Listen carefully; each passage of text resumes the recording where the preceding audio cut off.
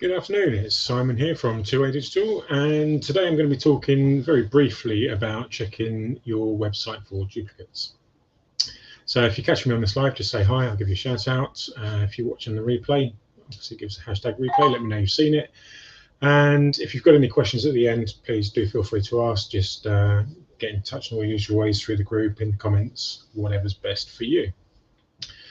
So, checking your website for duplicates. So what am I talking about? Well, in this context, I'm not talking about actual duplicate content from around the web. So, taking another piece of content and publishing it on your site. I'm actually talking about entire copies of your website within your own host domain. So, it's really where you've got the same layout in terms of the content, the website structure, everything's all the same, but it's just duplicated. Now, this can happen in a number of ways, and it's not that it's published in more than one location per se, but it kind of is sometimes. So let's get into that a little bit. www dot domain name is an independent address for a website. If you don't have the www, that's actually considered by the search engines to be a different address. So if you've got access to the W3, so www, and non-W3 sites independently, and one doesn't forward to the other, what could happen is that you actually end up on one. It could be redirected somewhere else. Now, often, like I say, this wouldn't be intentional. It's often a mistake. You're not necessarily going to get different versions of content, but that can happen as well because they're actually different domains. And depending on how you set up your hosting, which I know is quite technical and back end and may not be something you're fully au fait with, but if you're fiddling around with things and making copies of things and testing things out with copies of the site before you publish and things like that, what you can end up with is a couple, maybe even 3 or 4 copies of your content actually within the website structure. So it could be www, non-www, part of a subfolder, and while you don't intend to publish it, it could be public. So depending on your folder structures and your security settings, etc., and everything else. So like I say, this isn't something that you would normally try and do intentionally, but it can be done by mistake. Now, not only are the W3 and non-W3 websites considered different by the search engines, also HTTP and HTTPS are also considered different physical properties in terms of what they index and how they register that content in their search engine databases. So with this, it's less a case of you could potentially get duplicate content, but more a case that if something were to go on and other people were got unauthorized access to your site, whether if you've got a standard HTTP content being displayed, somebody could actually redirect your HTTPS traffic away to a completely different website. Now, again, this is not something that you normally need to worry about if you're following best practices for your security, keeping your passwords safe, using two-factor authentication, things like that.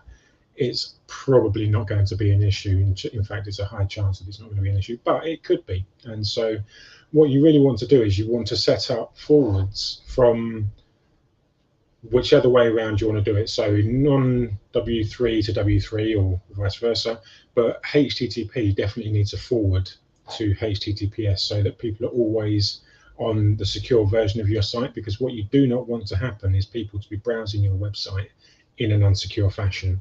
It's something that you need to guard against. I have already made a video about this, so if you haven't seen that, feel free to go and check it out. It's HTTPS and SSL video I made. You'll find that on blogs and in the YouTube channel.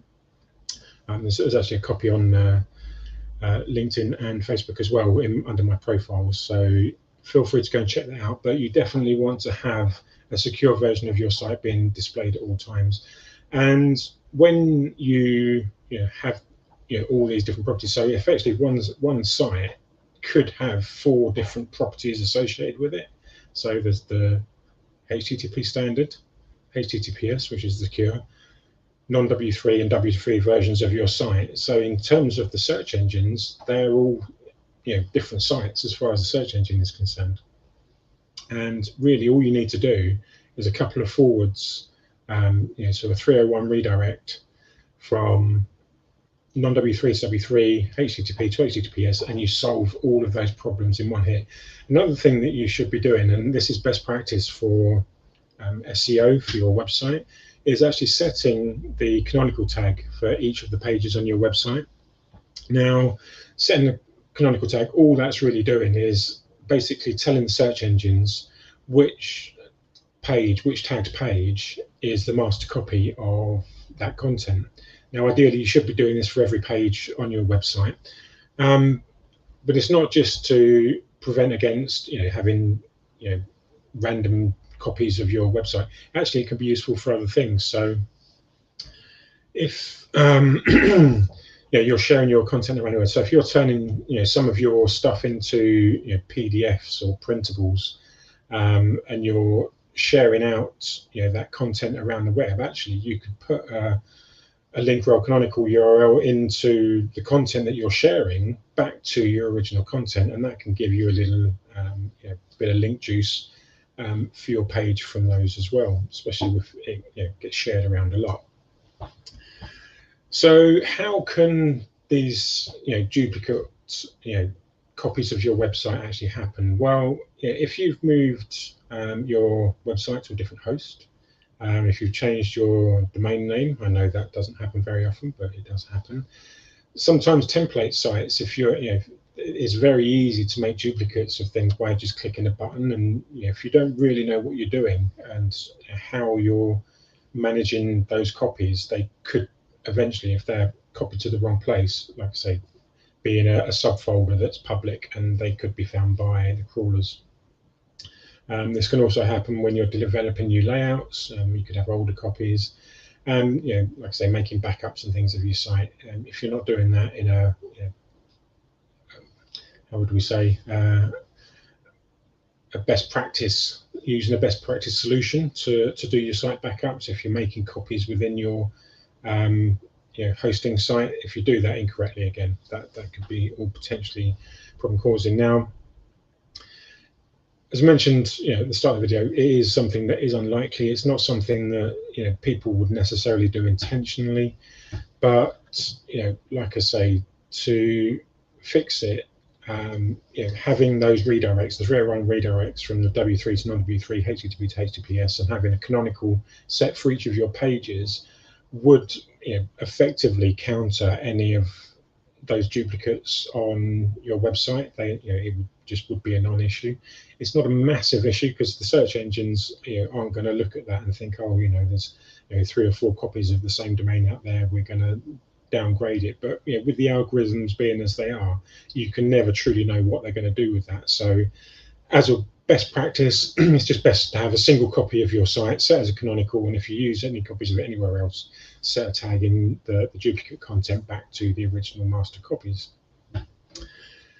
So that pretty much is it for checking for duplicates of your website. So it's not a major issue. We're talking about best practices here, and tiny little increases in performance and searchability, and the search engines understanding fully about what your website is set up and intended to be and where it's meant to be. So it's not anything to worry about, but like I say, it is something that if you aren't sure, it is worth just checking out and making sure that those duplicates aren't there and there's no possibility of being there. And then, like I say, non-W3 to W3 redirect, HTTP to HTTPS, and setting canonicals for all of your pages on your website are the best practice to avoid any problems that this potentially could cause.